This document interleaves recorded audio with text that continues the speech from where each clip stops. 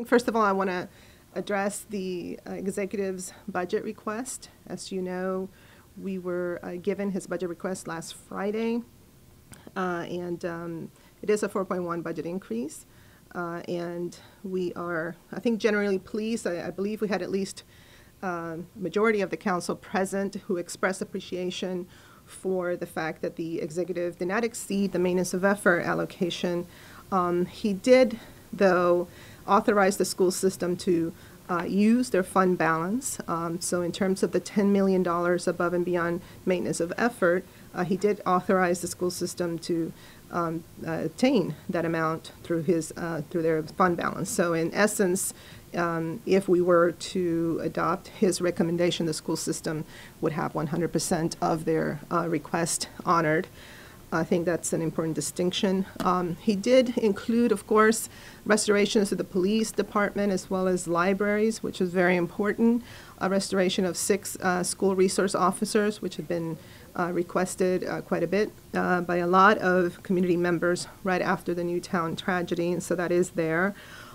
He also included funding, I believe he said a total of $3 million for positive youth activities, and that's really important because we have been really worried about this need to increase activities and increase opportunities for youth, especially targeting certain areas of the county where we know we don't have the infrastructure or amenities necessary to provide those. So that was really important. Also things like after-school activities, Excel Beyond the Bell, really, really critical and very important as we're right now discussing the Education Committee is discussing their OLO report on the academic achievement gap, this issue of how do we provide support for our young people outside the classroom has become much more of a real need. Also, funding for adult ESOL, really critical. It's been pretty stagnant, and I think it was important to include that as a particular priority. He did increase the earned income tax credit, the match to 80% of the state's match, and that I think is very much in line with what the council did last year. So we're pleased to see that included. I think it's important. He did not make changes to the energy tax, and he does stay in terms of property taxes within the charter limit, but it is increased 2.2%. The average that he mentioned was about $6 per month per household, roughly. Also, WSSC has a rate increase of 7.25. That's also included there. So these are the highlights. I know that there will be other, priorities that the council will have, and different council members will have different things. I'm particularly interested in making sure that we fund the small business impact assistance program, which is really important as we're going to get into the revitalization construction phase for Wheaton within a year or so. That was not included in that. I think it's critical for us to keep our promises to small businesses.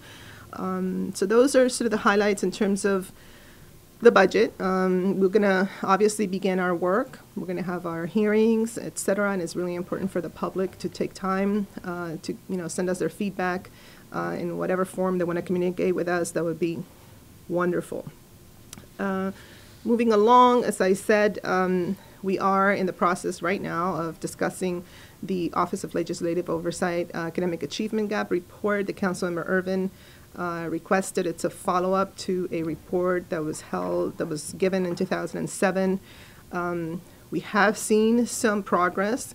We've also seen widening of the academic achievement gap, especially in measures that look at above average performance in students in certain measures, and that is a concern, obviously. We also saw quite a widening of the achievement gap when it related to at-risk factors, so things like dropout rates or out-of-school suspension or academic ineligibility, which means that students have less than a 2.0 for 2 consecutive quarters. We have seen quite a widening of the achievement gap in those areas, and I think that really speaks to the need for us to find ways to collaborate more closely between agencies, make sure that we're not negatively also affecting the budgets of departments like recreation or HHS, really important libraries, because a lot of our students who are affected by poverty or or the academic achievement gap really do rely on many of those services. And so I think this is a very important report, and I think it speaks to the fact that we need to constantly pay attention to this, because at this point our student population is over 50% of color. And these are the same students that are disproportionately affected. So you can just see the trends, and that will continue to grow. And so for us, it's really critical. Other things on our radar: Wheaton Redevelopment. We did hold a closed session in order to address some possibilities for additional acquisition of property. We're moving right along. It has not been an easy process when you have different agencies collaborating, but I think that we will see progress, and we are going to hopefully receive very soon 2 PDFs which will detail the particulars of park and planning headquarters, as well as possibilities for Lot 13, which are the 2 sort of main factors or elements of the revitalization project. And I know people have been wondering what's been happening.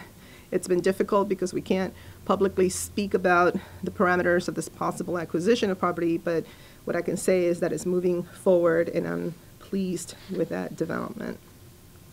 We have been monitoring different bills in Annapolis. 2 particular ones that we're monitoring very closely is the Maintenance of Effort bill, Senate Bill 1055, which would require a county to spend the same or more on law enforcement, corrections, fire and rescue, libraries, transportation, or lose the state aid in those categories. And as everybody knows, we opposed vehemently when the Maintenance of Effort law for education was tightened, because it obviously takes away our flexibility to best balance our priorities in our budget. This will simply multiply that by, 20 in terms of taking away our flexibility. And we are on record opposing this. We understand, well, I can't say I understand the purpose behind it, because at first I thought it would be to ensure funding for those particular programs. But now, what I have heard as an explanation is that the state or the proponents feel that we need to have more, they need to have more oversight on the state dollars that come to us for those particular areas. I tend to believe that that's why we have audits and things of that nature. So doing this, I don't think it's necessary, nor is it wise. We also took a position to oppose Lockheed Hotel Motel tax exemption. That was Senate Bill 631. And last year during budget, we actually rejected $900,000 in the executive's budget, which was intended for that purpose. And so when this bill came up, the majority of the council, in line with what we had done before, just in a different format, opposed the particular bill. So we do believe that, that we have to be consistent, and I think that's why the majority of the council made that decision. Silver Spring Transit Center, a lot of questions about that. Tomorrow we will have a closed session, and then we'll go into open session. There is a report that hopefully, I haven't seen it, but contains recommendations and thorough analysis in terms of what needs to be the next steps and what exactly is happening in terms of remedies. There is a request for about $7.5 million that the executive included in a CIP, and that's basically to get ahead of whatever issues. The bottom line is that we need to address whatever issues are there, because we need to, quickly, hopefully, open the transit center. But that does not negate the possibility of litigation, which is why we will be in closed session to understand how we can recuperate some of those costs and or alleviate some of the problems there.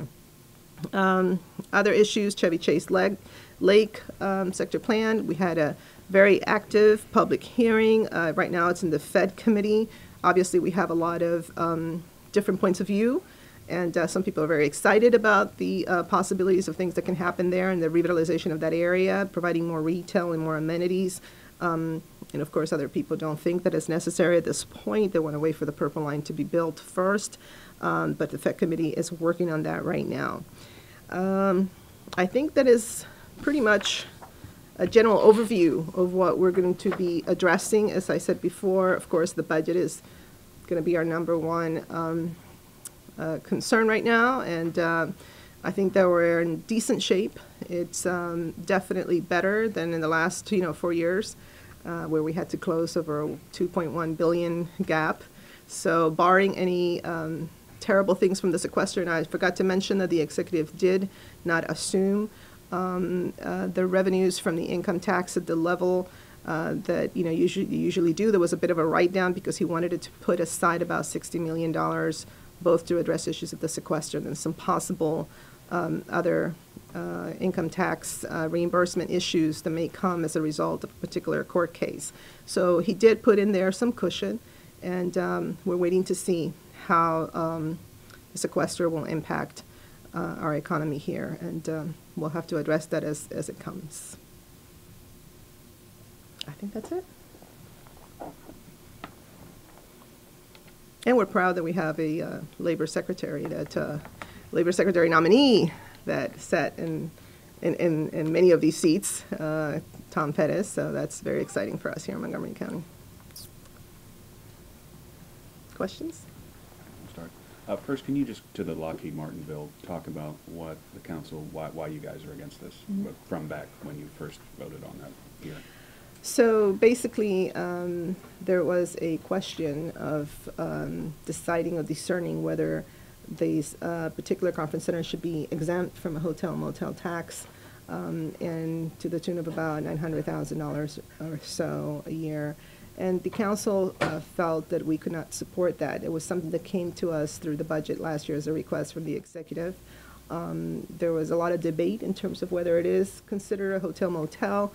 Obviously, it's not a full-blown hotel, but there are certain instances where council members were briefed on different conferences, et cetera, that were open to people outside of Lockheed Martin that could stay there. So the council decided not to appropriate those funds. It came back this legislative session as a bill, and the majority of the council members decided that they would, in order to be obviously consistent with what we had decided last year, that we would oppose it. Now, it's moving along at the state legislature, and we'll see what the results will be.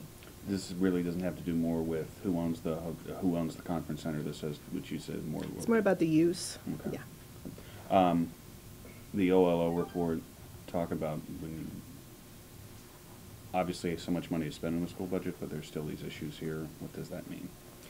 I think what it means is that, we're in a critical moment in time, I think, in the county after the 2010 census revealed the demographic breakdown of the county. You see that first in the school system. And so I think in the past we always talked about children of color or the academic achievement gap. It's something that was sort of affecting just small subgroups.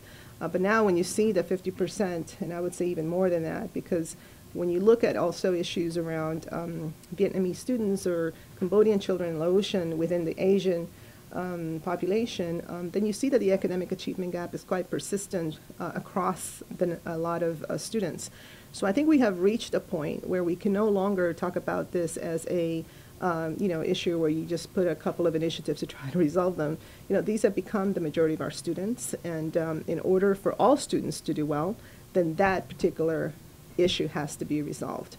And so what it means is that the Board of Education and the superintendent will have to focus in a much more, I would believe, aggressive way to put forth best practices at scale, not boutique in small programs, but at scale for us to move the needle, because we will not go back to the days of just unlimited funding. But the amount of money that we have, which is pretty substantial, I think, needs to be then invested strategically to address this. The fact that this dealt with the above average, which you said the above average achievements, then it's not on the average achievements, it's above average achievements. Is that a sign of progress at all? Well, here's the way I look at it, and this is what I said before. I think Montgomery County always prides itself in going above and beyond average. And so when we talk about, measures that test the above average performances, okay, those are measures that are directly tied to things like college readiness. So we cannot be content with average performance, because that right there pretty much exempt those students from being college ready. The goal has always been above average performances. That's how you put these students on track to be college ready and to be able to succeed in college. And if you're looking at the numbers and the demographics, I don't know, there's a data point by 20, 30% of the workforce, for example, will be Latino. I would like for them to be very well prepared to take on those challenges. And so it's a matter of, I think, socioeconomic survival. And if we can't do it in Montgomery County, then where can you resolve this issue? Okay. All right. Well, thank you so much.